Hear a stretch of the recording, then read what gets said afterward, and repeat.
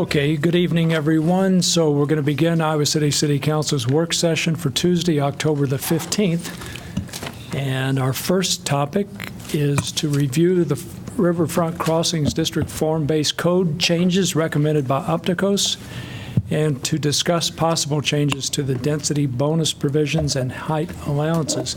Jeff, I think you plan to say a few words at the start. Yeah, just do a quick introduction. Hopefully most of the time with the work session is spent listening to your discussion. The Riverfront Crossings form-based code was adopted in 2014. I think we all thought it was going to be successful, but we've had probably over $200 million worth of investment in the Riverfront Crossings area since that code was adopted. And as Council knows, there's several additional projects in the various stages of legislative approvals. So with 14 buildings produced under the code earlier this year, we thought it was a good time to assess the results that were being produced by the code. And so we tagged on a scope to Opticos' work. If you recall, Opticos is the consultant that's doing the form-based code for us in the South District. They have extensive expertise in urban form-based codes as well. So we asked them to take a look at that as an independent third party and give us some feedback. They have completed that, and that memo is in your information packet. It's important to note that prior to them getting started, the staff held a focus group with the architects, engineers, and developers that were involved in many of those first 14 projects.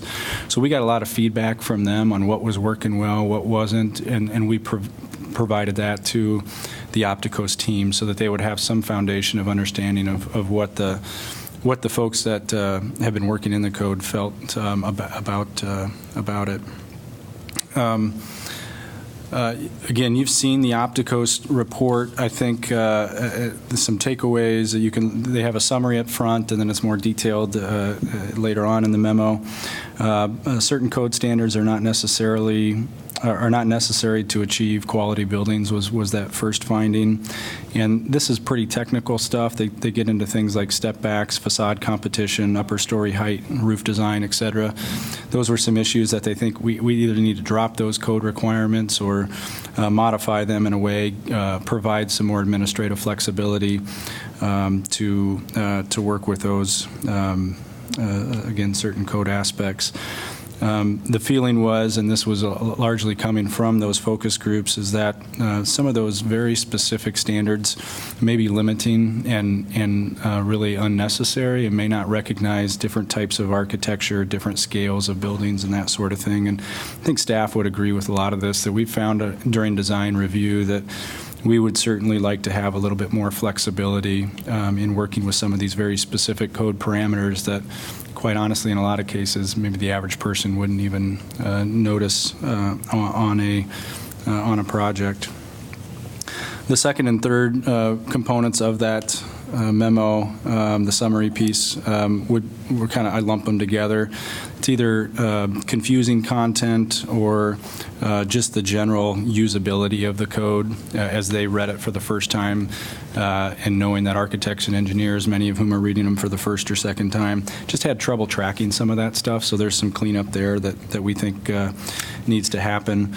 But there are some more substantive recommendations in there, like reducing the number of sub-districts and combining some of those where there's very minor differences between some of them, and also clarification of the height bonuses, so it's very transparent on what height allowances may be on a particular parcel of land. And then lastly, they noted the kind of unique position that we're in which we didn't rezone the entire district up front. And that's not typical. Typically, when you would adopt a new or work on a new zoning code, you would rezone the entire area to that, and thus you wouldn't have as many individual applications as you see. We struggle with that because part of what we look to do in the rezoning is make sure that we have required right-of-way, for example, for public improvement projects. So the easy example is along South Gilbert, when we've seen a lot of redevelopment, we've been requiring some dedication of right-of-way so that we could make a future street improvement to Gilbert. And without that rezoning, we don't believe that we would have the ability to do that as easily. So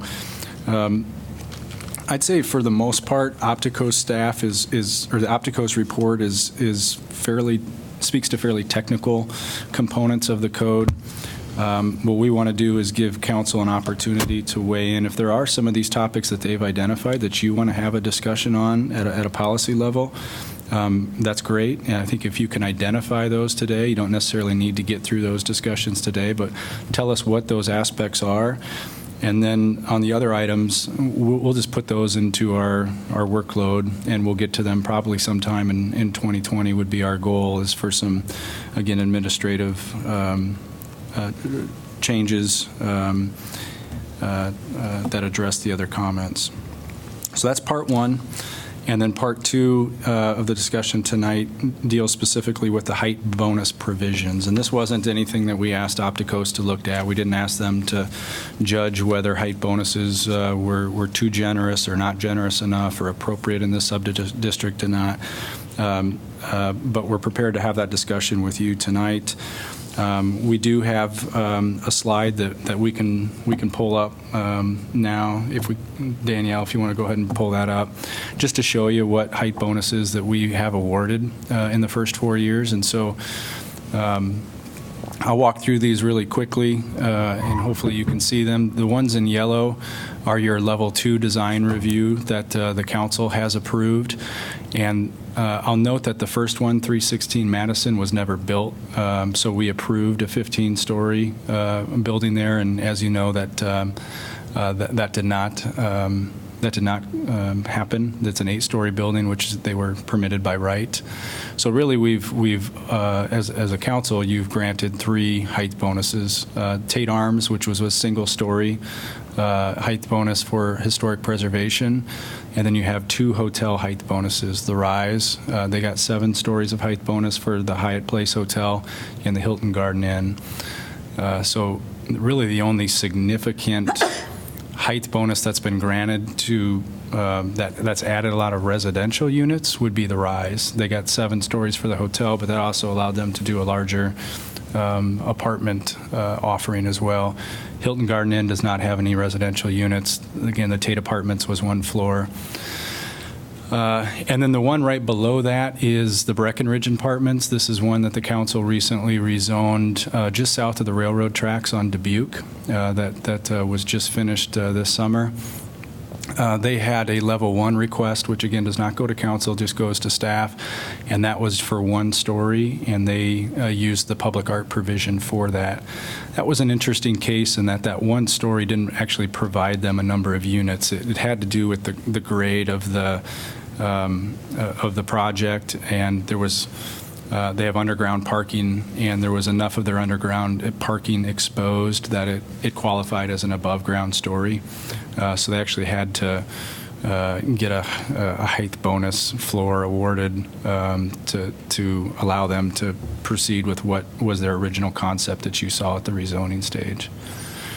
So to summarize, we've had 13 floors of bonus height provided over 4 projects, and only one of those projects provided significant additional residential units.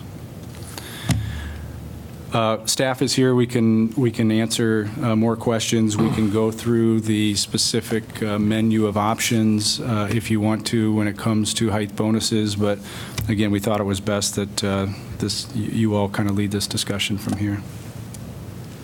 Thanks, Jeff. You know, we're the density transfer and height bonus materials on this work session because I asked to have it put on, and also because we had agreed to put it on our pending list anyhow, so it seemed like a good combination. So I'd like to briefly summarize a little bit of what I put in the memo that I think all of you received yesterday, the memo I sent to you yesterday.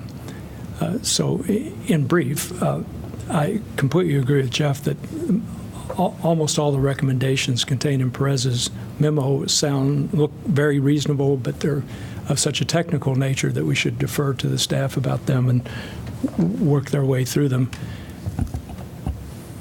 There's another point that I'd like to highlight that I understand Perez to be making, and that is that the Riverfront Crossings District Master Plan involved a great deal of public participation, but that was not true for the form-based code that was adopted in 2014. There was some review. I mean, we certainly had public hearing here at the council level, but it did not involve the same degree of public participation as the Riverfront Crossings District Master Plan process involved. And then I would suggest this, and I just want to put my values out front, and then you all will do with it what you want. But if we want the district to achieve the objectives of the Riverfront Crossings District Master Plan and become a walkable, mixed-use neighborhood, then I would strongly urge the council to reconsider the density transfer and height bonus provisions of the form-based code for two main reasons. First, circumstances have changed, and secondly, the council's priorities now, and I think probably in the next council, differ from the council's priorities back in 2014. So in terms of changes in circumstances, I'd point to we now have two major new hotels completed and operating and so on that did not exist back then. And the Graduate Hotel is a revamped version of the Sheraton, and there's one other boutique hotel that's nearing completion in the Chauncey. So there's a lot more hotel capacity than there used to be. The second change in circumstances is that we now have a large number of new housing units for students. That was not the case back then. A third is that there's now considerable uncertainty about the university's plans concerning future enrollments and concerning what it's going to do with second-year students, whether they be living on campus or not. And we adopted a climate crisis resolution. So I think those are major changes in circumstances that need to be taken into account. And with that, that's pretty much all I need to say. I gave you the memo. I'm sure you had a chance to take a look at it. And now we need to hear from you. So what are your thoughts in terms of what Jeff has said? And do we have questions? Do you want to give the staff direction or what? I guess I have one question. I guess I don't mean this rhetorically. In terms of the climate crisis piece of this, what part of the climate crisis piece would lead us to want lower density in this particular district as opposed to higher density? So I'm just, what would be the reason for that? Well, I'll provide a partial answer. Okay. I think the key thing has to do with the lead provision of the height bonus section in the form-based code. It's, in my judgment, quite ambiguous about what's actually required, or what would warrant, I should say, what would warrant a height bonus. And I think we should be providing height bonuses for major enhancements of energy efficiency for any new building that gets a height bonus. All right, so that's one thing. The second is with regard to density. Partially, I'd say that taller buildings above 8 stories are much more energy intensive to build than shorter buildings are. And even if there are shorter buildings down there, in terms of new buildings, a major increase in density would still result. So it's not as if it's an either-or kind of thing. Okay, thanks. Well, I would say in regard to Opticos memo, I would agree, I think, kind of what Jeff was saying is a lot of this, and what you said, Jim, is a lot of this is pretty technical. I didn't see anything in particular as I looked through it from a policy standpoint that I had issues with at this point.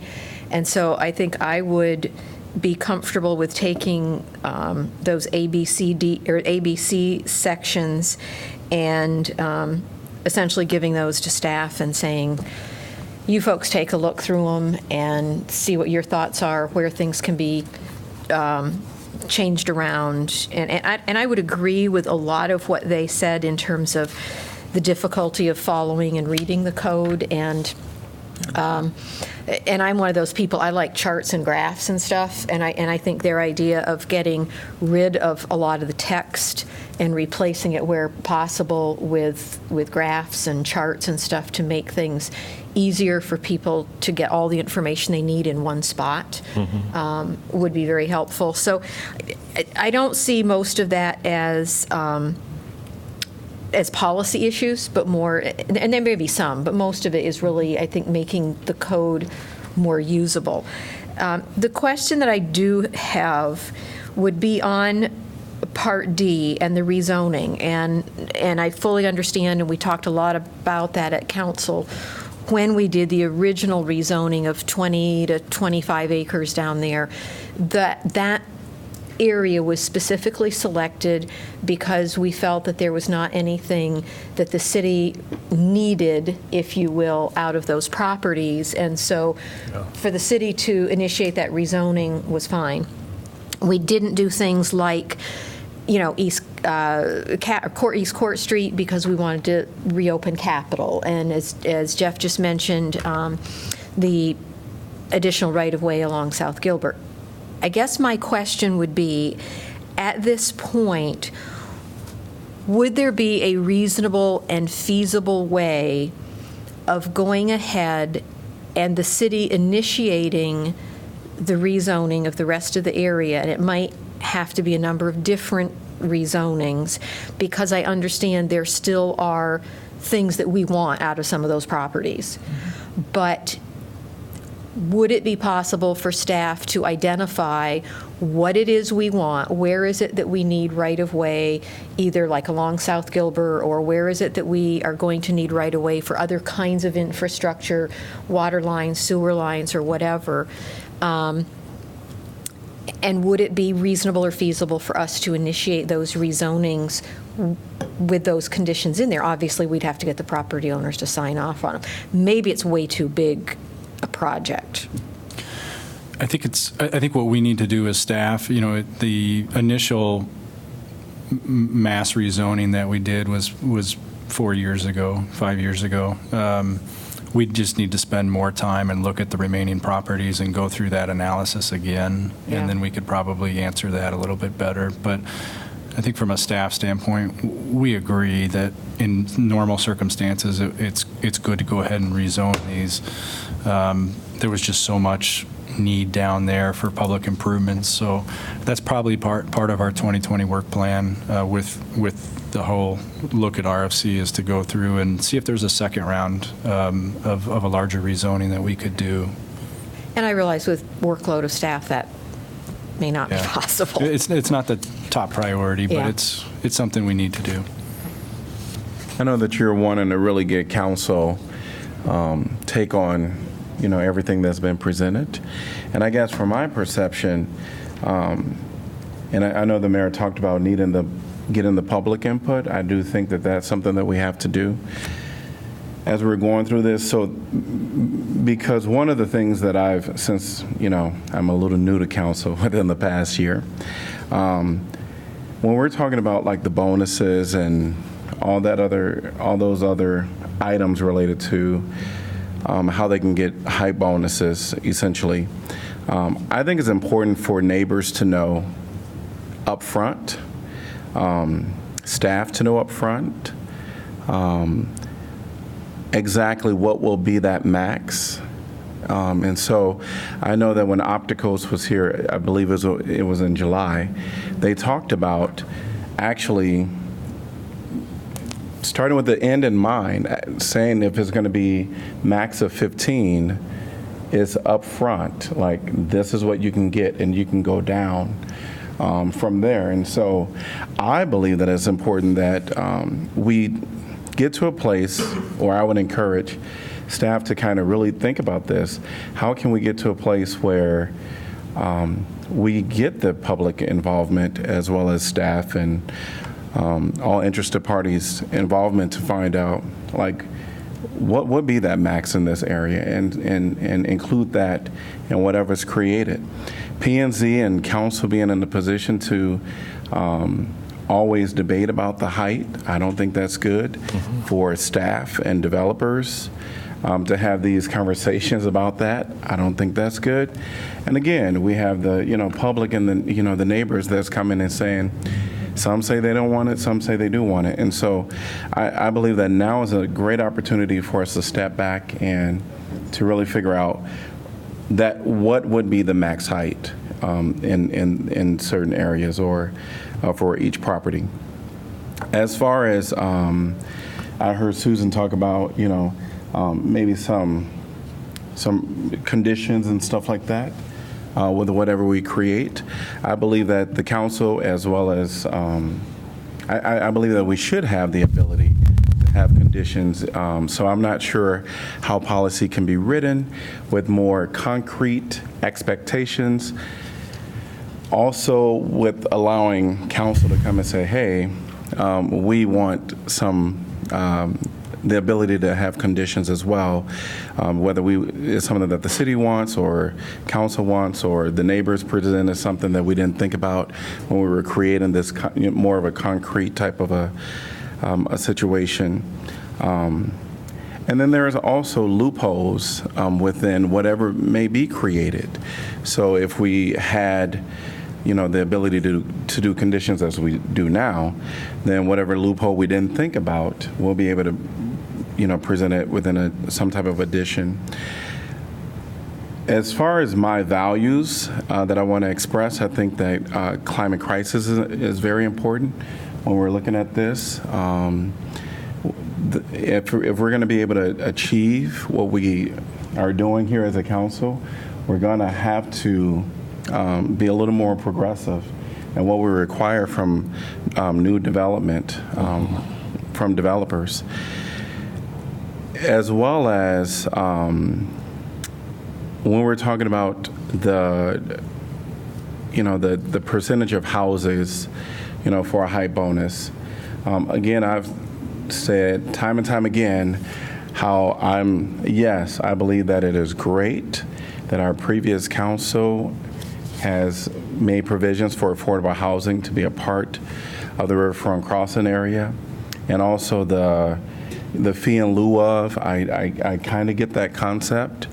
I struggle with that concept a little bit because, and fee in lieu of can definitely pay to keep someone out of, this property. And so I do struggle with that because what are we trying to achieve? If we're really trying to achieve that there'll be mixed use units of affordability and market rate properties, then I think we have to be really careful of how we move forward with, saying that someone can do a fee in lieu of housing. I think that there could be an underlying message for some people. Just buy them out. They don't have to be here. So I would just tread very carefully of trying to reinstitute something like that. The other thing, we have the 10-year where people have to, or whatever they agree to, 10 years, 15 years, 20 years. Well, at some point, 40 years down the line, all of this will be filled. There won't be any more height bonuses, and everybody would have met their affordability period. And so that affordability period will be gone. And what do we expect is going to happen to those affordable housings or properties? They will not be there. And that doesn't mean to say that any landlord or it is being mean, they don't have a heart. It is just numbers, They're going to take it to market value because that's what they can do. Many of them will, is my prediction. Now, there could be some that keep it. Whether they keep it, it doesn't make them an angel. Whether they don't, it doesn't mean they're the devil. I think it's just something that, as a council, we have to look at. Most of the developers and the landlords will not keep the affordable units after the affordability period. So I do think that we need to look at that very carefully and figure out how can we have perpetuity. Did I say that right? Perpetuity. Perpetuity. It's an interesting word. I know. I just have to spit it out. Affordable housing forever. Again, I think that there are ways that we can partner with other agencies, and I'm going to mess up the name, Johnson County Housing Coalition. Is that right? Trust Fund. I think there's ways that we can, reach out to them to help us meet some of those goals. But nevertheless, I wanted to just give staff and some of what you've asked us to do is just give us our thoughts and opinions. So I'm going to do a Kingsley and agree and disagree with some points that have been already Go right made. ahead. I always love that. Thank you, Kingsley, for that. So I'm going to agree and disagree with one thing you said. You said that there are people in the public that support and some that are against some of what has been happening in Riverfront Crossing and generally related to height. At least as far as I've been able to observe in terms of who comes up to the podium and in terms of as it's expressed in public opinion pieces and these sorts of things, I have not seen a lot of public robust opposition to what is currently being done in the Riverfront Crossing District. So that's where I'm disagreeing with you a little bit. I think you were trying to be fair and saying some people agree, some people disagree. But at least as far as I can tell, I have not observed that. Now, certainly I think there has been some private grumbling about what we're seeing there, but it has not manifested itself in significant opposition saying that it should be changed. Now, if you're watching out there and you don't like what's happening there, I encourage people to speak out. And I say that because I think our role, as I see it, is to administer this plan consistently with what its initial objectives were. And of course, to put our views in, but I view us as almost guardians of that plan unless and until we observe significant structural problems with what's going on. I mean, are projects being built? Or two, unless there's significant public outcry to cause us to push the pause button and say, do we need to reconsider this? As far as I can tell, so far, we have $200 million of investment already done. And on the horizon, we have upwards of $200 to $250 million in the pipeline. So in terms of the economics of what has been originally designed, I'm very pleased in terms of this plan coming to fruition. So I think we should be very cautious about making any changes unless and until we think that there are significant public defects with this plan. With Mayor, I'm totally in agreement that the hotel issue does need to be reevaluated. I would agree that the staff, and I think reaching out to Josh Schomburger and various members of the public, we do seem to, in terms of our hotel capacity, be reaching certainly a significant number of hotels. And I think what has made Mr. Schomburger's comments particularly persuasive is that it's been data-driven. I mean, he's been looking at the numbers. I know staff is looking at the numbers, and to the extent that there are developers that do want to add additional hotel space, I think that should be more market-driven. But I think any change that we make should be vetted through staff, and then, of course, to signal to the public. If there are members of the public that think we don't have enough, I think we should take that into consideration. And related to what the mayor said, I also think we do need to evaluate whether there are additional green incentives that we can place in terms of what we're doing there. The final thought, I think, to what Susan said, I'm going to agree on something, and I'm not going to disagree with anything she said so far.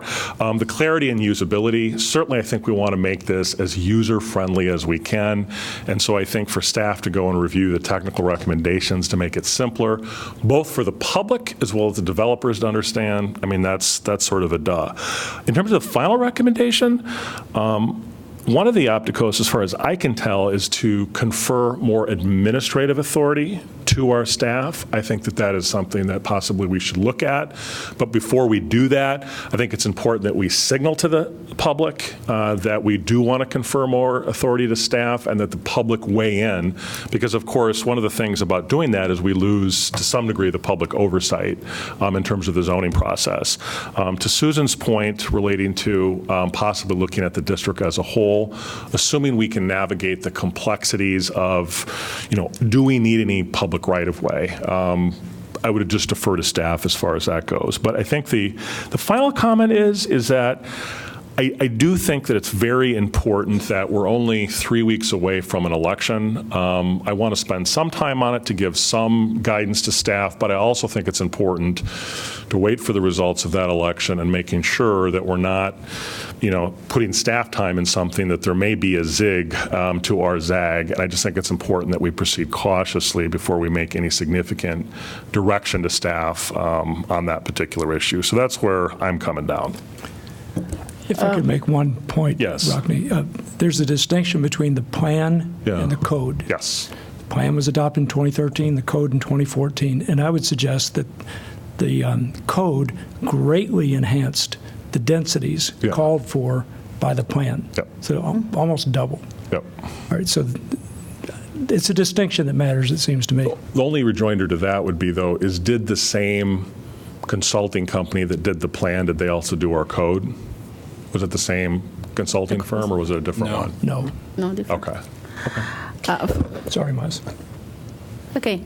For me, in terms of opticals, the report is, I think, is good. It's good to go. But talking about the density transfer and the height bonus, and I really agree with the mayor about the hotels, and there is a large number of student housing being there, and we need to talk about that. And also for the crime crisis adoption, it needs to be one of them, since we declared the city like climate action crisis here. That's why we need to add this somehow for the height bonus.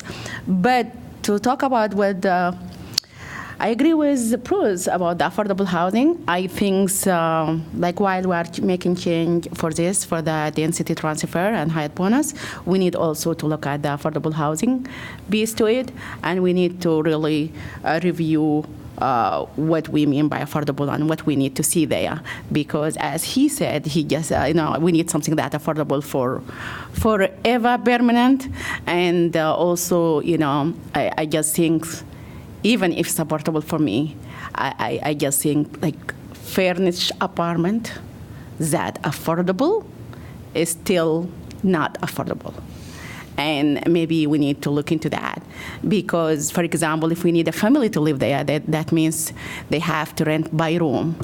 2-bedroom apartment will be 2 room. Each room will be around like more than $700. And this will put like 2-bedroom apartment furnished become like more than $1,500. I don't know how can we look into that, but we need an ideas for that. For me, it's like really fee and lieu is the way to go. But if we can figure out another like way to make it permanent affordability, and the same time we have to look into like furnishing. There is many student housing there, and I don't want to see this area only just for students. We need also the city residents to live there too. This is really beautiful part of the city, close by the downtown, and I want to see also family able to find, some places there to live. So. Yes, I hope we can making the affordable housing changing while we are doing this as well. That's my recommendation. Thanks. I agree with the mayor's concern that the comp plan received plenty of time and consideration, but the form-based code didn't receive as much attention. And now it is causing us some headaches. And so it is important, I think, at some point that we do revisit that as soon as we can. And to Rockne's point about the public robots, and not hearing negative things about the height of building and what's going in Riverfront Crossings. You and I obviously run in different circles. I've got some senior years on you, and I obviously hang out in the senior community, the senior center, senior exercise class, senior potlucks, and everywhere, almost every week, somebody comes up to me, someone who's been in the community a long time, and says, what is going on with those buildings and the Riverfront Crossings area? So I think you're hearing from different folks than I am, because I'm hearing the other side of that. And then I would like to weigh in on the bonuses, since that does go along with the height of things. And I've questioned this all along as why we set a maximum height and then have provisions for additional height that suits the surrounding area. I think I've previously made it clear that I'm not a fan of bonuses that are given for things that I believe should have been standard in the first place for the development, but instead are disguised as providing public benefit for the quality and character of the neighborhood. One prime example of that is the height bonus for leadership and environmental design, said to be designed to meet high standards with regard to energy efficiency and environmental stewardship. Of course, this is admirable and an important standard to have, but with all the talk about the urgency of our need for climate action, I believe this should be what all developers should strive for without even being given a bonus for it. They really should be thinking about this as they're designing the buildings. And as a healthcare provider, now you'll have to bear with me on this, I like to look at it this way. I also love food. So you go to the doctor and you're told that it's in your best interest of your health to lose some weight. And in order to do that, you need to start eating less food. But you love pizza. And he tells you that the maximum number of slices you can have are 2 slices. So you go home and you order a pizza. You have the 2 slices, but then you tell yourself that you deserve a bonus because you walked 10,000 steps that day, and then you think you need another bonus because you did 10 sit-ups. So before you know it, you've eaten half of the pizza. So you've now shattered your doctor's plans for your good health. Or parents will appreciate this, since Halloween is coming up, your children have this big bag of treats from Halloween. They spread it all out on the floor, which they always do, and want to dig in. And you tell them they can have 4 pieces or they'll spoil their supper. But they tell you that they made their beds, picked up their rooms, and got an A at school. So before you know it, they've had at least 6 pieces of candy and, of course, do not feel like eating supper. So what's the moral? How does this connect to height bonuses? Well, I believe if you set a standard and stick to it, don't keep adding on to it. That's all I have to say. Well, my involvement with this zoning and the master plan does go back to planning and zoning. I served on the commission when this came through, and I was an enthusiastic supporter of the master plan. And then when the regulating plan came before us, and as Opticos noted, I went through the regulating plan, seemed fine, and then sort of at the very end of the report or the document is the bonus height provision. And the bonus height provision did basically, as Jim said, double the allowable density pretty much across all the sub-districts. And I think it's always important to try to remember that the development scenarios that were developed in the master plan were based on a market analysis of commercial and residential demand anticipated in this area over the next, let's say, 20 years. So it was a really market-driven concept. It wasn't, well, what should the heights of the buildings be? It was really the heights of the buildings should be tied to that market demand. And that's what's basically reflected in the base building heights. So to suddenly double it without any rationale for it with respect to what the demand for that extra building height, I felt was really quite questionable. So I didn't support it. And I must say, even in not supporting it, I didn't realize how that might play out. I mean, there are certain sites which really can take advantage of the bonus heights in ways that I certainly hadn't anticipated. So I appreciate how Jim has framed this, because, in a sense, what it does is it sort of points at the bonus heights as being the concern, and in part it is, I think, driven by the circumstances that we've seen that have begun to address some of the bonus height provisions. So that's one aspect of it. But I would also say that most of my thinking on this up until relatively recently has been driven more by urban planning principles. That's really how the plan was developed. It's my training. It's how we, on planning and zoning, tend to consider these things. But what I've really begun to appreciate is the relationship of what I might call equity and climate to the same considerations. Jim touched on it with respect to the cost per square foot for building taller buildings. They are more expensive to build. It's not just taller. It's not just providing more capacity. It's more expensive. And the same goes for the land. When you allow this potential of a South Downtown District piece of property to either be 8 stories or 15 stories, there's a big difference in the value of that piece of land as to which way it may go, which also speaks to the, we've talked about wanting to take the uncertainty out of our process. Well, that's a big piece of uncertainty right there, is what's the value of this piece of property? And so it creates a certain amount of speculation in the market. And I just did a quick look at some properties that have sold since the zoning was approved. 13 South Madison, which is on the list here. 316, sorry, South Madison. That property in 2014 sold for $1.9 million. It's a 12,000 square foot lot. So the cost per square foot was $158. That's a high price just to start the project without even starting construction. Another example at the south end of the district is 912 South Dubuque. So that's the Clark project next to Tate Arms. That sold, and I'm getting this from the assessor website, in 2014 for $625,000. It's 15,600 square feet, so the cost per square foot for that property was $40 a square foot. So these things make a difference, and you couple the cost of the land, the cost of construction.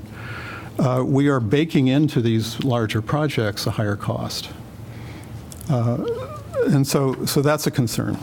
And then with respect to climate, as we've noted, our standards for that are really need to be revised and better articulated.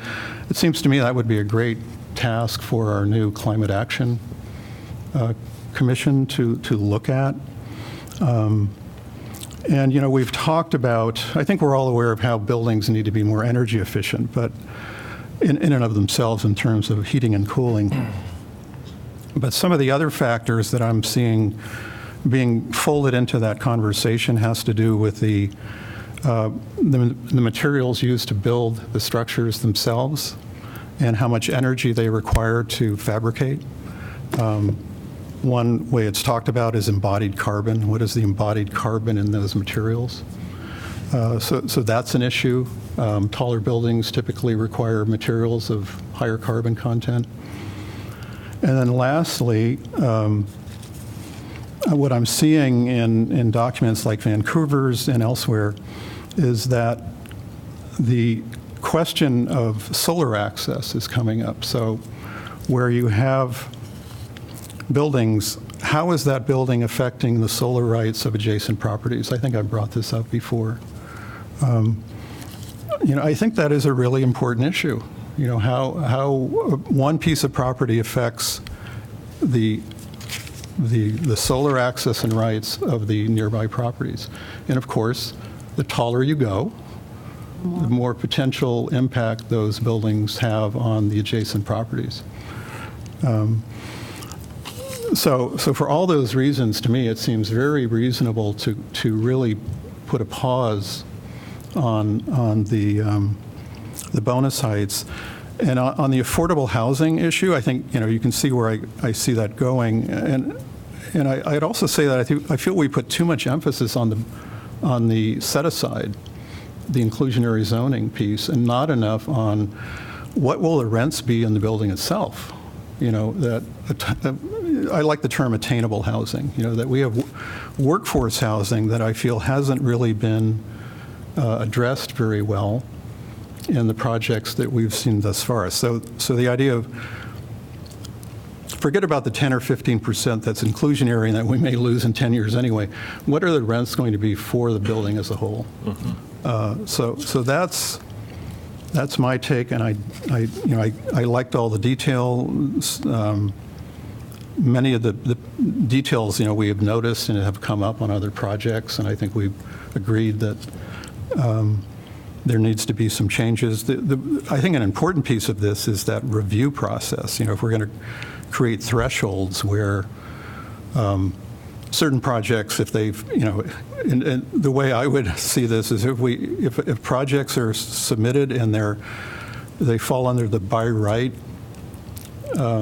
size, it's a more administrative process, but if they start looking for bonus sites, if we still allow them in certain ways, that requires a more rigorous analysis. And that's the other piece. I don't feel we've had, as a council, I haven't felt I've had enough information to adequately assess the impacts of these projects, these bigger projects. Well, folks, I think this has been a very fruitful discussion. I wonder if you or maybe Danielle or Ann or any other key staff person has any questions that you want to redirect to us that might help you in moving ahead.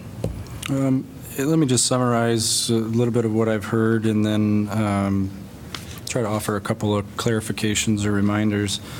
It seems like there's consensus for staff to work with the Opticos report, and we'll prioritize that with everything else, and that'll probably be something that the new council after January will take up, most likely even later into 2020 with some of the other things that we have going on right now. The attention seems to be focused on the height bonus, no surprise. One thing I'd like to point out on the height bonuses, and it's on, I copied the code section if you're looking at the memo that I have. So at the bottom of the first page of that memo, it gives you the allowed height bonus. So I've heard a couple of times we've doubled the effective density. I don't think that's necessarily the case. There are a couple of sub-districts that go from 8 stories to 15 with the height bonus, but there are districts that only go to 12 stories, 8 stories, 5 stories, and then we have 2 smaller sub-districts that don't allow height bonuses at all. So I think when you get in, we're not here to have the detailed policy discussions, but when you get into those, or maybe as you prep for those, I'd really zero in, and I can help you with some maps and on where those height bonuses are, because they're not equally available throughout the district, and I think you have to understand those nuances a little bit. And that's part of the policy. Are they too high in some areas, maybe too low in the others?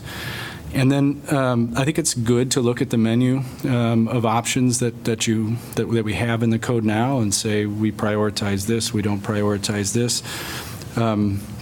But you also have to know that it doesn't matter what you put in there if they're not really incentives anyway. We've only had the projects that you see up there, and really I would say the hotel piece has probably been the only one that folks have really used. We've got 1 story for historic preservation, 1 for public art, and the other project wasn't built, so we never really know what would have came of that building. So we can put, and I certainly expected you to talk about the climate crisis. You'll see that in our 100-day report too, that we need to do that. But if we put really strict bonus incentives in there, people just may choose not to use them anyway. So you kind of have to scale things to where the market's going to respond. Class A office space, that's something that we really wanted to push with this code, and we put a bonus in there for Class A office. Well, clearly the market's not ready. Even with that bonus, the market has not been ready to produce that Class A office. So you kind of have to think, and this is going to require some external outreach from staff to the community. What are those incentives that would really be meaningful? Same goes for the affordable housing provision. we can make it strict. We can make it go in perpetuity or 25% or 30% or certain rents. But as long as you still have this as an elective bonus option, people may not choose to do that. So as I've heard you talk, my takeaways on the height bonus is certainly look for ways to adjust it to emphasize the climate crisis and affordable housing, hotels, and perhaps the bonus is allowable for student housing, given the amount of student housing that we've seen built and given the university's potential plans, maybe de-emphasized or removed altogether. That's in terms of consistency among your comments. That's what I've heard. There's other provisions that, again, we may suggest tweaking or removing. Class A office, again, is one that I think needs some discussion.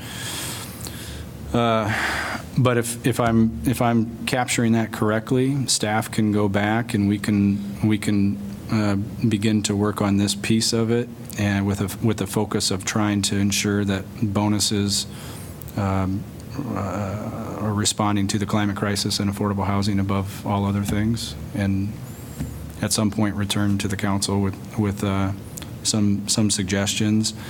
I think ultimately we'll need to have more work sessions like this to determine the level of height bonus that you're willing to. Jeff, I think you've gotten the sense of the council on that. I would suggest a couple other tweaks to it, and I'd like to know if the other council members agree. One is I would recommend a vigorous public engagement process with regard to the height bonuses so that the public knows what heights are ultimately permitted by whatever comes out of this revisiting of the height bonuses. And the other thing is to keep in mind the core objective of the Riverfront Crossings District Master Plan, namely to create a walkable mixed-use neighborhood. Because some buildings undermine that kind of neighborhood, others enhance it, and I just think that objective ought to be in mind. Any other comments or advice to Jeff? Yeah, I would agree with the public piece of it. I do think that's really important.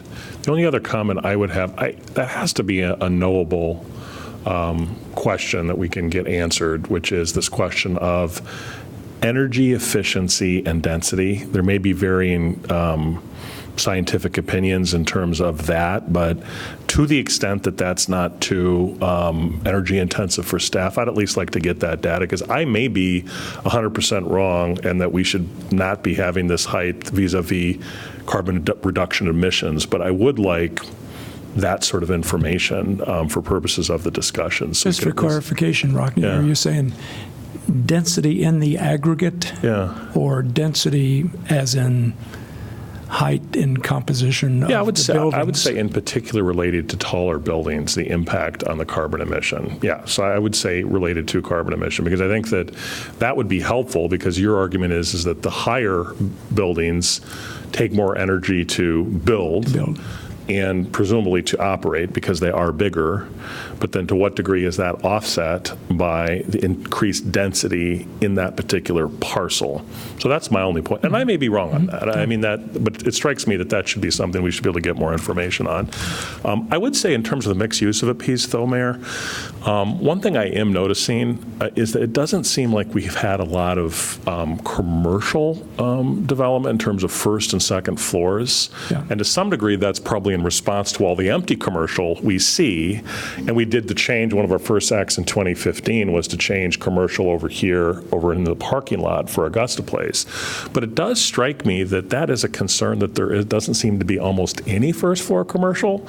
So we may want to tweak that a little bit, or at least evaluate what's happening there, because it does seem to be almost purely residential, and that's something we might want to think about. On that point, Rockne, it seems like a completely valid point to me, but I wonder what's going on in Coralville when I drive on, what is that street, Fifth Avenue? Is that the one that?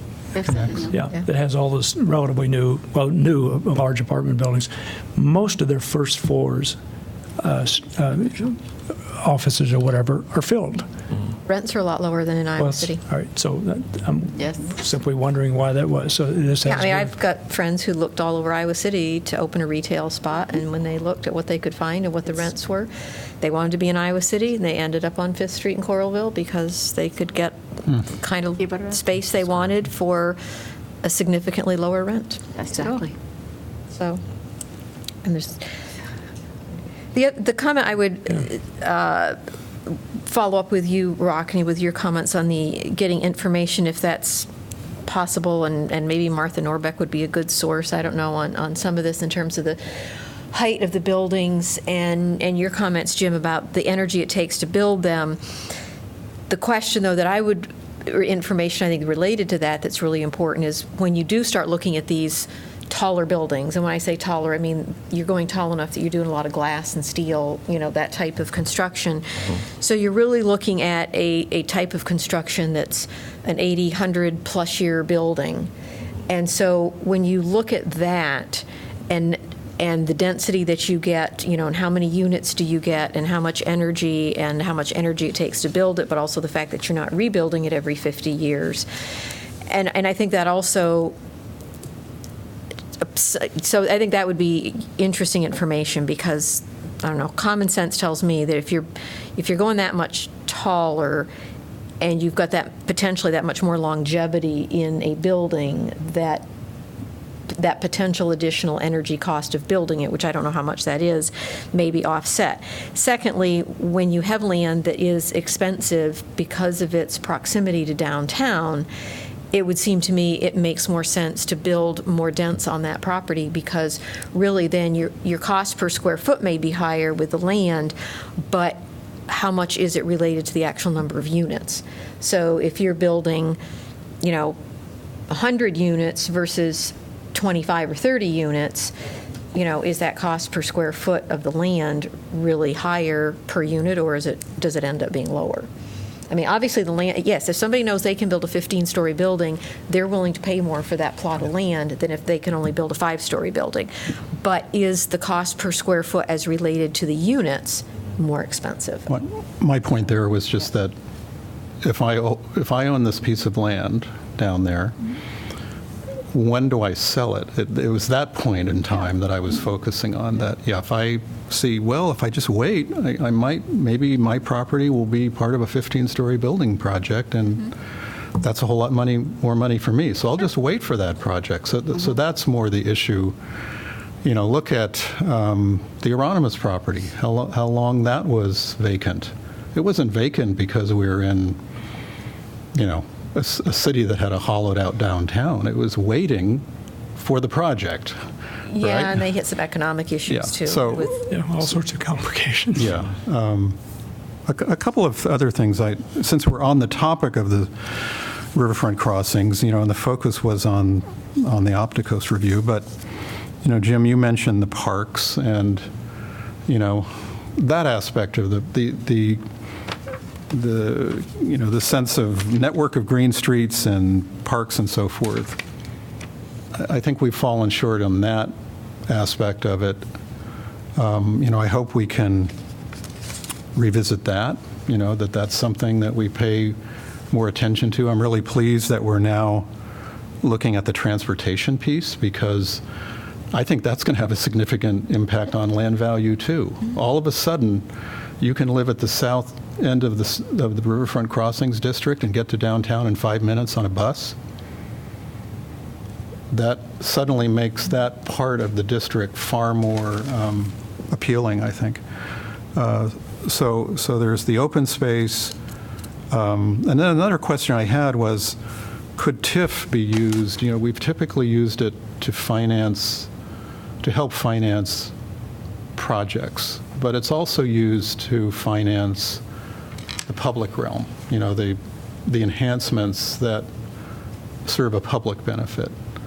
And I don't know if there's ever been conversation as to how we might direct that increment to moving and advancing our public realm improvements in addition to private projects. I'd like to pick up on Rockne's point, only to ask to suggest that we direct this question about the energy efficiency of higher density and taller buildings, direct it to our new commission? Yeah. And ask I them think for their that'd be advice? great. Yep, I'd agree with that. So maybe staff can make sure that happens? Okay, any other comment? Okay, if not, we'll move ahead to our clarification of agenda items. Can I just, before we move on, I just want to make sure expectations on turnaround are well-known. This is not something that we plan to come back to you on in 2019. We'll take this feedback, but this would be a 2020 exercise. Is everybody comfortable with that? Yeah. Okay.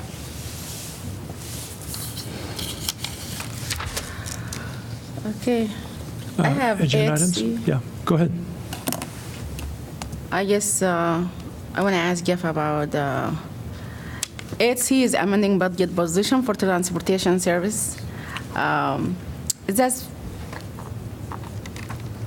Is it just one person or more than one person? Because I see the price of that, like how much it costs and all this. It's one person. Darian can explain what the Please. goal is here. Hi there, Darian Dangle-Gam, Transportation Services. So this is relating to an operations specialist position, which is our evening coverage, which was recently vacated, which prompted a review of the position. It's just one position. We had one operations specialist during the evening hours, and the rest of our administrative staff is an operations supervisor. And due to that vacation of the position, we've really taken a look at the position as a whole and have determined that we think that the city and the department would benefit from having an operations supervisor in the evening position. The specialist more or less functioned as an answer point and helped us put out those fires that we needed to in the evening, but really wasn't able to, by right of the position, wasn't able to do a lot of the administrative things that we needed from the position. Dealing with the administrative tasks, facilitating projects, and really directing the staff as a supervisor would. So this not only would allow them to handle those tasks related to the position, it would also enable, enable them to function on a full-time basis with us, which would allow for better collaboration between the daytime staff and the nighttime staff, because we are basically about 24/7. Save for a few hours in the evening, and there was sort of a gap and a discontinuity between our daytime and our evening staff. So that's another reason we were looking at making this a full-time potential position under an operations supervisor role. Great. And my other question is, will conclude our third position that we need to convert, or? No, this is already a permanent position. We're just adding hours to a permanent position. Okay, and are we still having another position that we're going to convert? No, we've converted the 3 hourly positions already. We have animal services, engineering, and senior center. Okay, but one of them was one position, there is 2 positions, you're going to still hire another. I guess, maybe I'm wrong. The engineering position was filled with 2 half-time hourlies. Oh, okay. And we're moving to 1 full-time permanent. Sure. And when we discussed this in the beginning, we said, yeah, we are moving those 3 positions. We agreed to make those 3 positions permanent, and you chose them. And to me, I still want to highlight that we chosen the position that have least, like, few people, 1 or 2 people. And that's really, just don't make me happy, because we try to give people, as much people as we can, health insurance. That was the main, reason for doing this. And out of 37 people, we're converting only like 4 or 5 people to be permanent positions so they can have health insurance. My question is, also remind me if I'm wrong, while we said we need 3 positions, we said with the budget for next year, we would like you to come up we need to revisit this again, the rest of them. Correct. We're still going to do that. Yes. So part of our budget presentation, we'll list out the cost of converting the remaining positions, and you all can decide if you want to do that. I won't go into all the details, but my decision on those 3 positions were largely due to current staffing in those positions. So the engineering position, again, we had 2 hourly positions that filled the full day. One of those was already vacant. And then with the senior center, we had that hourly position was also vacant. So it's allowed us to move quicker on that particular one. And then animal services, that was probably where we had the most urgent need to get a permanent staff there. Just for operational support purposes, that's where I saw the most value. And we coupled that with a reclassification. So there was kind of a larger shift of positions and responsibilities in animal services, and we felt that that was better done sooner rather than later. So, but yeah, the council clearly directed to have the rest of the positions discussed during the budget, and we'll be prepared to do that. Sure, yeah. I'm glad it's happening, and I'm glad it's coming back later. Yeah, thank you. I'd like to mention item 10D, which is in the late handout. I don't know if you had a chance to look at it, but it's an email from Jamie McCoy on behalf of Citizens Climate Lobby, I think, requesting that we adopt a resolution endorsing the Bipartisan Energy Innovation and Carbon Dividends Act, which is a piece of legislation in Congress, active in Congress right now. And he provided a lot of background information about that, details about the content of the legislation, or of the bill, the EICD bill. I think I've said before, I don't see how we can achieve our 2050 goal without sound legislation at the national level. And this thing I think it has legs. I've been tracking it for 2 years now, and there are something like 70 supporters who have signed on as co-sponsors in the House. It's a bipartisan bill. There's been it's sort of a marriage of earlier bills, one of which was put together by former Secretary of the Treasury George Shultz and other conservative economists. So my sense is that this really has legs, and what Citizens Climate Lobby is trying to do is mobilize support for it. And I know that Jamie has asked the County Board of Supervisors to adopt a similar resolution. So I simply wonder if you agree that we should adopt a resolution that is based very close to the model resolution that he provides, but we could probably just tweak it a little bit to make it directly related to what we've already done. Sounds good to me. Well, I guess I would suggest that, given that this came in the late handouts, and I certainly haven't had a chance to look at it or look at the link, I'd like us to maybe talk about this at our next meeting, just to give us a chance really to look at it in more detail before making a decision. I'm inclined to agree with doing it, and I know Jamie's called me and I haven't had a chance to talk to him about it, but I would just like a little more chance time to review it before actually making a decision, if people don't object. I think it's a lot to it, and I think that's a fair request. I did have a little chance to go through it, and the things that you're talking about as far as having legs. I was a little worried about the socioeconomic aspect that it, could have on the financials of certain individuals, but after learning more and reading some literature, which Jamie has provided, I'm comfortable with moving forward with this. But I would agree, more time to just digest it a little more would be great. If you all agree, then I'll just ask staff to put this on our agenda, work session agenda for for the November 5th meeting, 4th meeting? Monday the 4th. Yeah, so we can all have the same information. Thank you. Sounds good to me. Appreciate it. Okay, good deal. Sure. Anything else on the agenda? No, for me.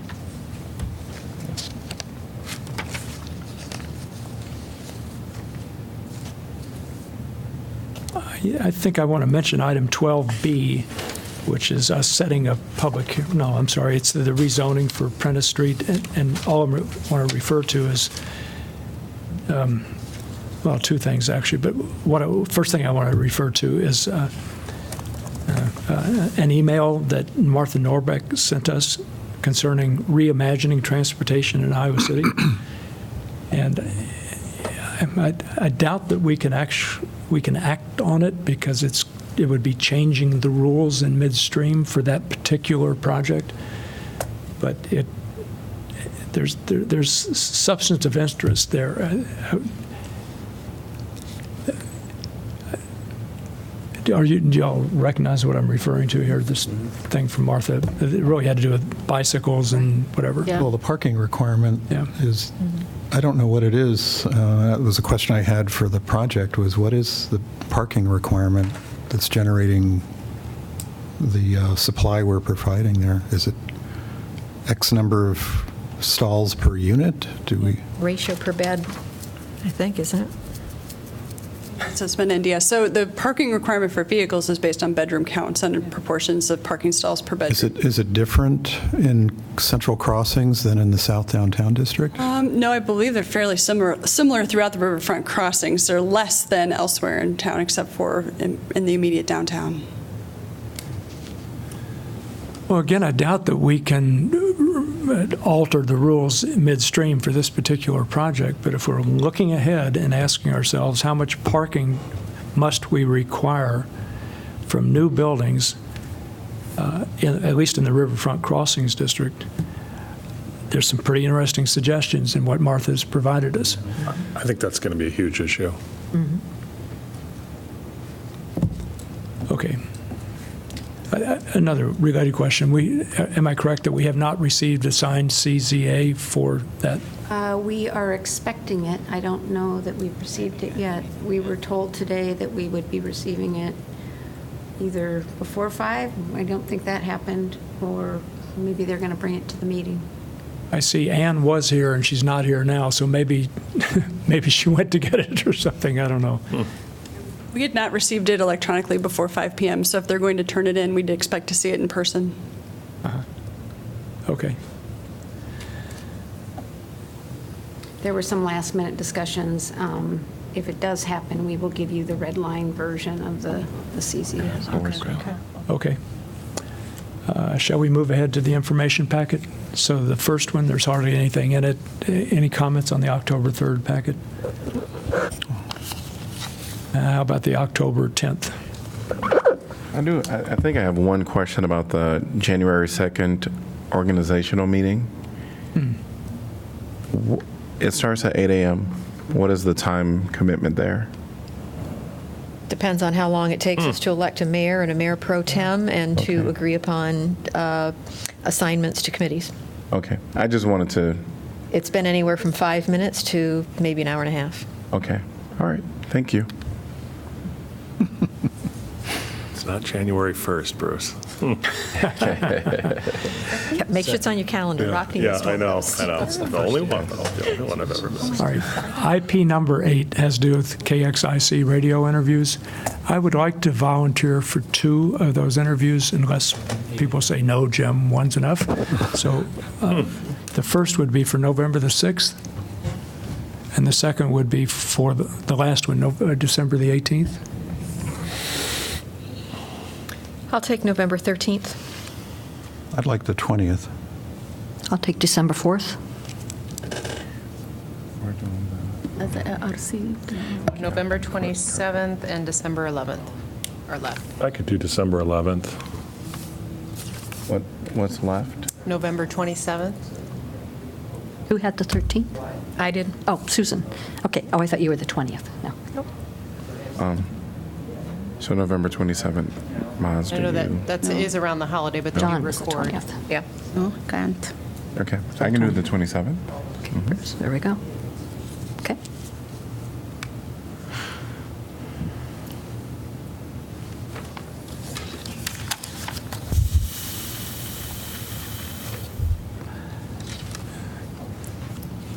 I'd like to ask about IP number 12, which has to do with the census. I wonder if Ashley could summarize for us the advice the Census Bureau is giving us about this internet-based thing.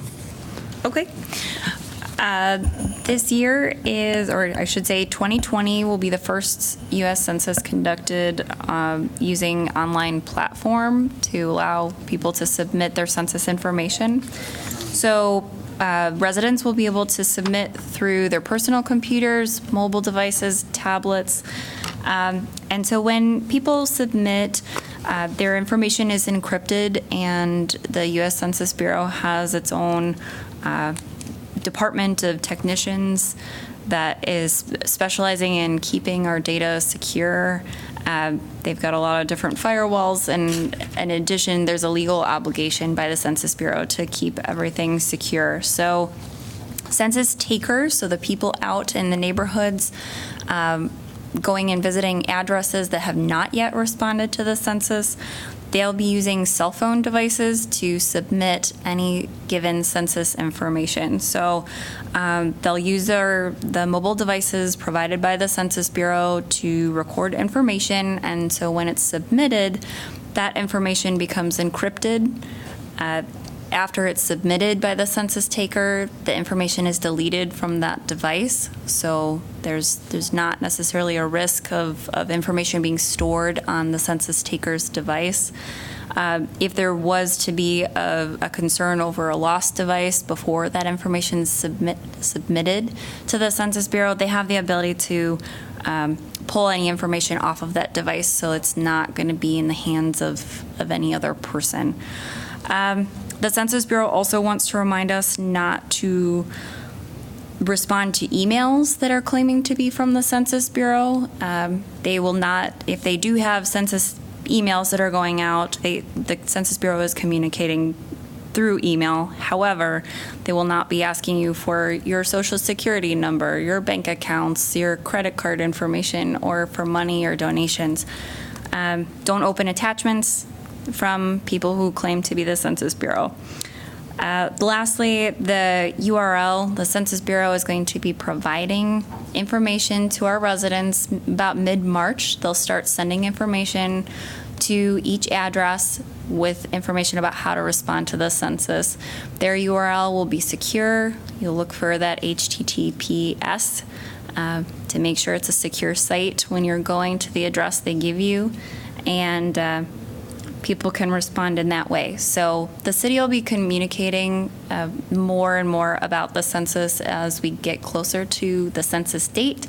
So probably you'll see a lot of information come the beginning of the year and onward. So if people have questions about, the validity of requests being made about any kind of census information, they can always contact us. They can visit our icgov.org/census website. So our information matches all the other communities in our area.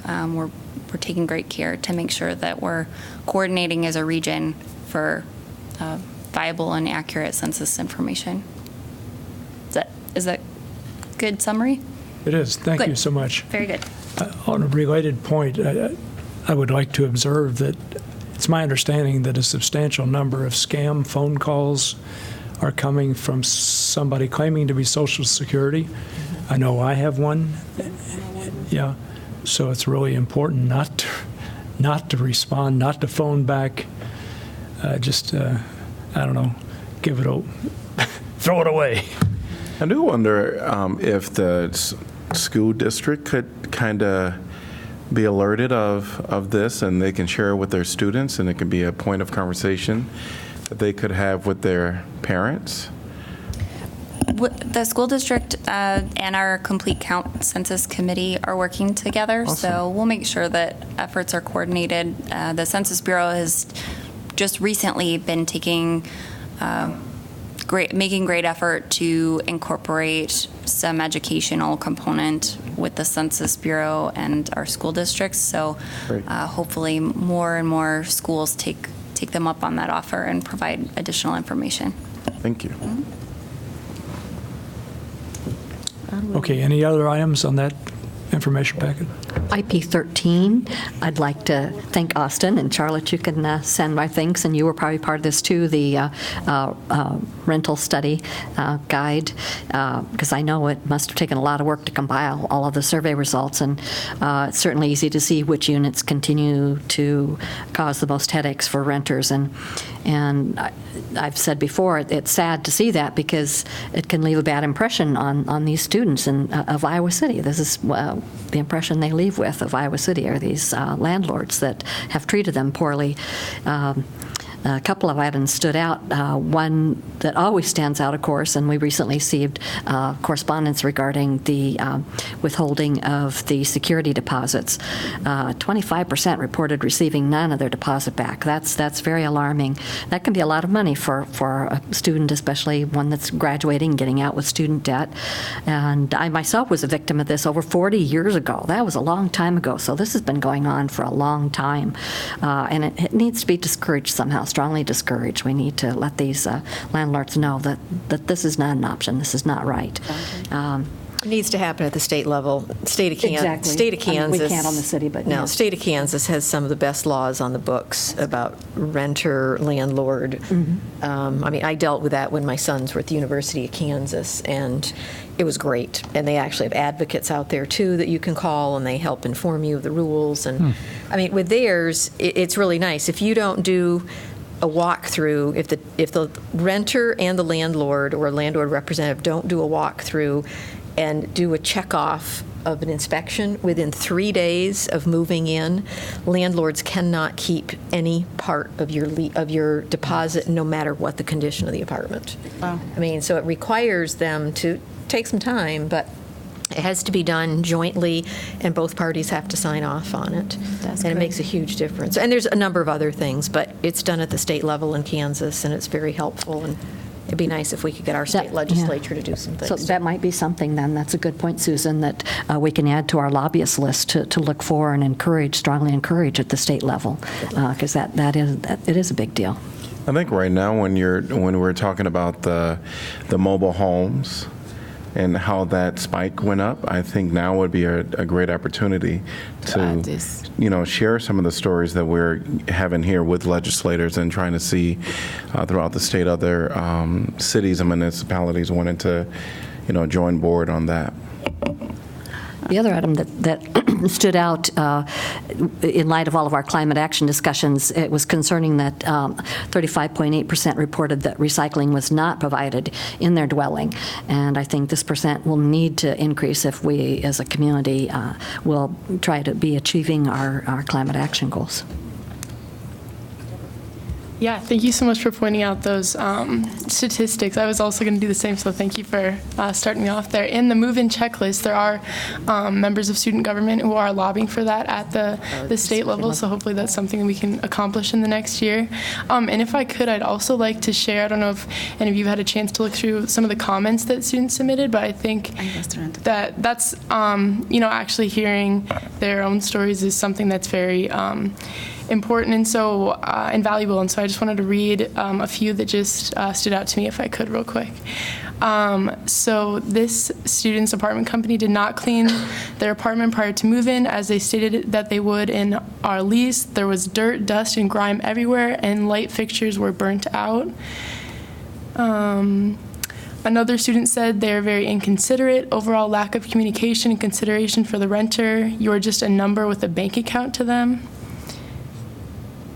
When we moved in, one of our toilets didn't work. They did not come to fix it for 6 weeks. There were also safety hazards when we moved in. Our fume hood on our stove was hanging by a piece of duct tape. And I mean, it goes on and on. There's lots of complaints about snow removal and, icy sidewalks. And, but yeah, if you hadn't had a chance, I'd recommend looking through these comments, because it's kind of horrifying when you see the conditions that students have to live in. But yeah, thank you for pointing that out, and hopefully we can keep these things in mind moving forward. Yeah, I was really planning to talk about the same thing, but I guess you guys cover it all. But I just want to say this is not only facing the student. A lot, residents come to the Center for Worker Justice and tell us the same thing. And, this is like everywhere. And as Susan said, this is not something that we can do here, and if it can be changed at the state level, will be great. But for meanwhile, I guess we encourage some people to go on because they have like a lot. There was like 2 months deposit because their credit wasn't good. That's why they asked them to do 2 months, and that's like a lot of money. We encourage them to go and do like a small claim court. They did, and they recover their money. And also, the legal aid, Iowa City legal aid also like great on that too. Encourage people for now at least to use those kind of 2 things until our best registration change the law. Yeah. Would the rest of you agree that we would like to direct staff to treat this as a legislative priority? Yes. I would agree. In terms of seeing what can be done, because we know the chances are not very good that the legislature would adopt it, but still, I think I would say there's value in stating it's one of our legislative objectives to support our students and other renters in having a basically fair relationship with their landlords, especially with regard to the condition of the unit before they move in and the condition after they move in, or when they're departing. And a little ray of hope, though, too, and I'll get to it when we give an update on our mobile home task force. State Senator Walz indicated there are some issues that he thinks in terms of that context and mobile homes that we'll maybe be able to get some movement on. And he tended to say that the procedural protections seem to be more favorable. So maybe we're not totally tilting at windmills on this. I think it is good to just sort of lodge it because you never know, maybe 2 or 3 sessions down the road it will get through. Yeah. I want to go through IB7. I just would like to thank the staff for reaching out to Kirkwood. And I think this is great that you're asking about Social Security, but it's not required to, even if you don't have it, you still can be able to take the English classes. This is really awesome. And also, I would like to ask about IB11, if the city manager can tell us, how do you think this would affect Iowa City for the letter from Article. What is it? It is, yeah. It's from Ashley. Yeah, it is from Ashley, I guess, not from the city. Yeah, It's the from ICM. you. Yeah. Yeah. Okay, either way.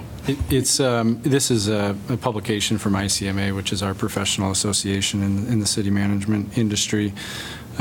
We just thought that this was, one, it references Iowa City in the opening statement, so they do scans of news articles to see which cities are working on different topics, and since we were highlighted in kind of a national publication, we shared it with you. But hopefully you see some of those survey results, and they, part of the reason we do this is to make sure you're not alone in your climate efforts. It can feel at times you might be if you don't see immediately, cities immediately surrounding you taking the same action. But if you just broaden your perspective a little bit and look at what's going on throughout the country, particularly in university towns, you'll quickly realize that we have a lot of partners in our climate action efforts. So this article and the one from Moody's is trying to paint that picture, whereas this is a really a national issue that's being looked at from many different angles throughout the country.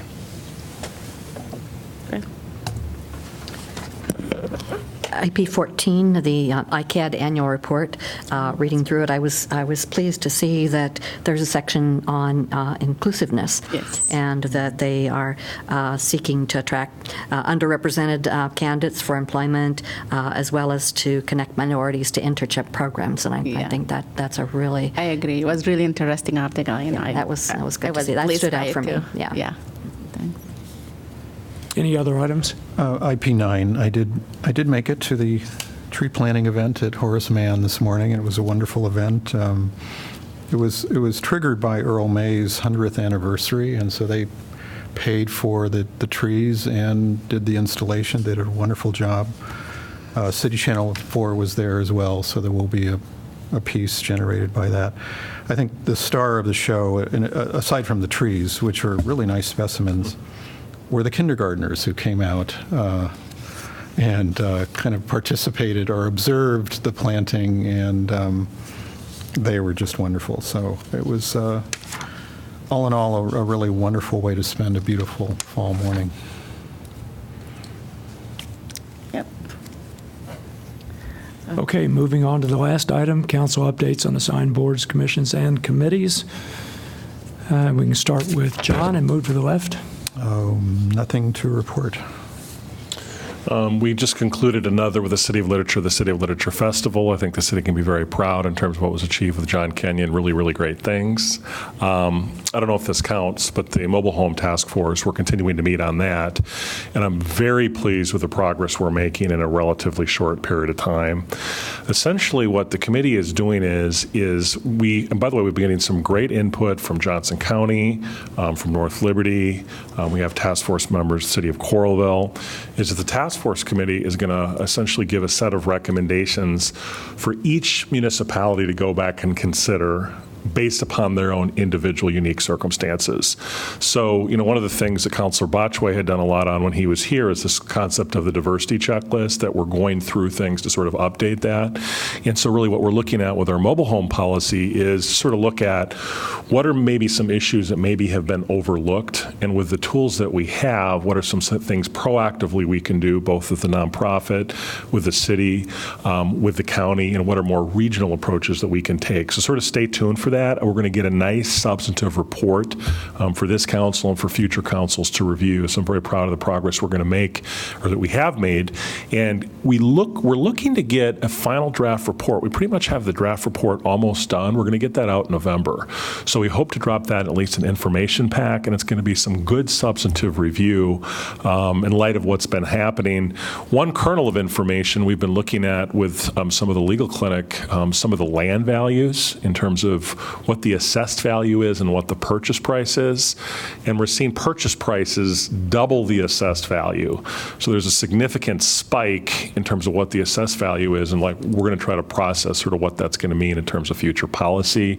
But those numbers really do jump off the page, and of course we'll attach those in an appendix for further council review, but we'll get that out shortly. Great. Yeah, we haven't met, but he reported on the task force, and I guess I don't have anything else. We did have our joint entities meeting yesterday, and that was here at City Hall. I know that there was a good thing that we learned about North Liberty, which was very exciting, that they're going to be using Yellow Cab to subsidize for their transportation needs for individuals within their community. So that was very exciting to hear, because we know that's been a challenge for the North Liberty with them not having any type of public transportation.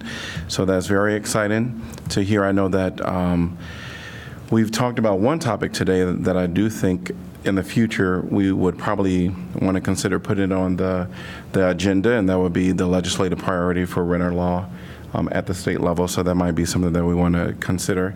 And the other thing that Ma suggested yesterday, but I also thought that would have to be a council decision if we wanted to maybe put it on the agenda, and that would be affordable housing, be a topic. And I'm not sure how that would exactly look, what would be the topic, but if it would be maybe having Johnson County Trust, Housing Trust Fund? Housing Trust Fund come and talk, or something or having a little bit, or giving some, but definitely having a topic of discussion on affordable housing. So for the joint meetings, Bruce? For the joint meeting, just informational. So yeah, I think that we had a great time yesterday, and that next meeting will be January 13th, and that'll be at North Liberty City Hall. Rockne did a good job of talking about the Affordable Housing Coalition Mobile Home Task Force. As he said, we did, at this meeting, review a draft of the final report, which listed the goals and consideration of what municipalities can do, which is why, as he'd mentioned, you might be wondering, well, why is he going to include that in an information packet? But it is something, and it'll be an opportunity for the different municipalities, North Liberty, Coralville, Iowa City, Shueyville, Swisher, they were all represented, to discuss what can be done to protect this very vulnerable group of our community members. So it will be important to take a look at that. To be continued. Mm-hmm.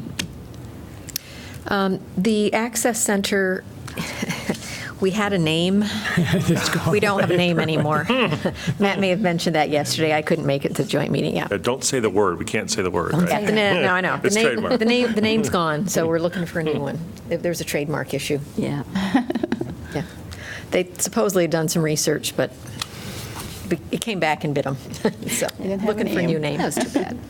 And we also, related to that, working on the 20AE agreements, and I know I've got a meeting with staff to do some review on the 20AE agreement near the end of the month. So those things are moving forward.